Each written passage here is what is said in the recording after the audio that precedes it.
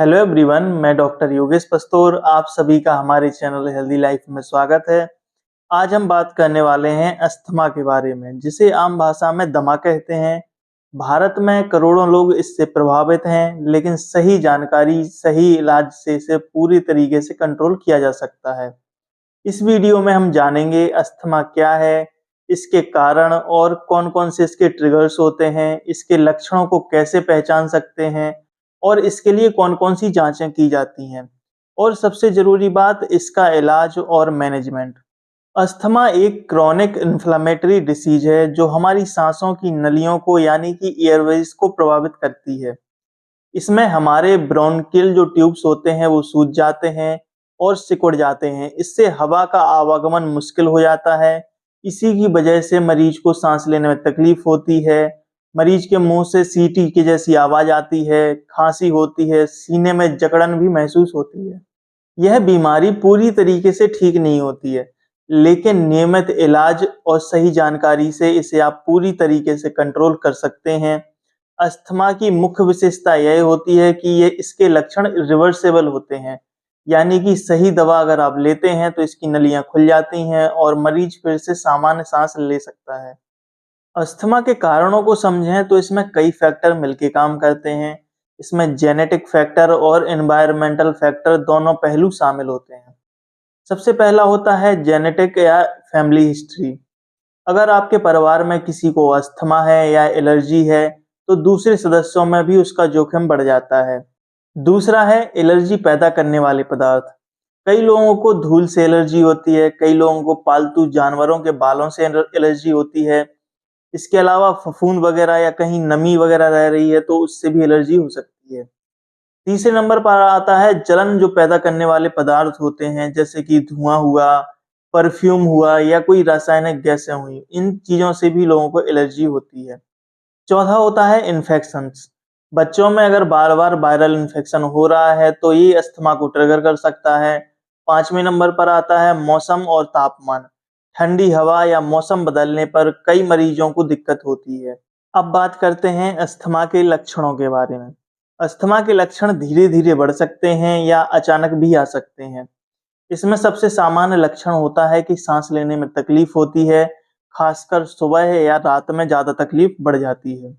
और जिसको अस्थमा है उसको सांस लेने में जब तकलीफ होती है तो सीटी की जैसी आवाज़ भी आती है, बार-बार खाँसी आती है, खासकर अगर ठंडी हवा में निकल जाते हैं या हँसते या दौड़ते समय बार-बार खाँसी आ सकती है। इसके अलावा सीने में जकड़न या दबाव महसूस हो सकता है। नींद के दौरान भी सांस फूल सकती है।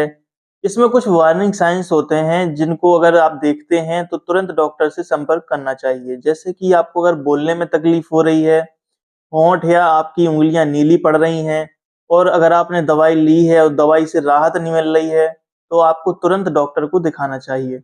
अब बात करते हैं अस्थमा की जांच के बारे में। इसकी डायग्नोसिस के लिए कुछ खास टेस्ट किए जाते हैं।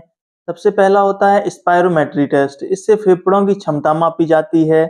इसके अलावा पीक फ्लो मीटर भी होता है जो घर पे मॉनिटरिंग के लिए होता है। इसके अलावा एलर्जी टेस्टिंग भी होती है। ये ट्रिगर को पहचानने के लिए होती है कि आपको किस चीज़ से एलर्जी हो रही है। इसके अलावा चेस्ट एक्स-रे, ब्लड टेस्ट भी होते हैं। यह अन्य बीमारियों को रूल आउट करने के लिए होते हैं। अब समझते हैं इसका इलाज और मैनेजमेंट। अस्थमा का इलाज मुख्य रूप से कंट्रोल और रिलीफ 2 हिस्सों में बँटा होता है। कंट्रोल मेडिसिन्स जो होती हैं, लॉन्ग टर्म कंट्रोल होता है इनसे। इनहेल्ड कॉर्टिकोस्टेरॉइड होते हैं, जैसे कि फ्लूटिकासोन, ब्यूडेसोनाइड। ये सूजन को कम करते हैं। इसके अलावा लॉन्ग एक्टिंग ब्रोंकोडायलेटर्स होते हैं, जैसे फॉर्मेटरॉल होता है। हवा की नलियों को ये खुला रखता है।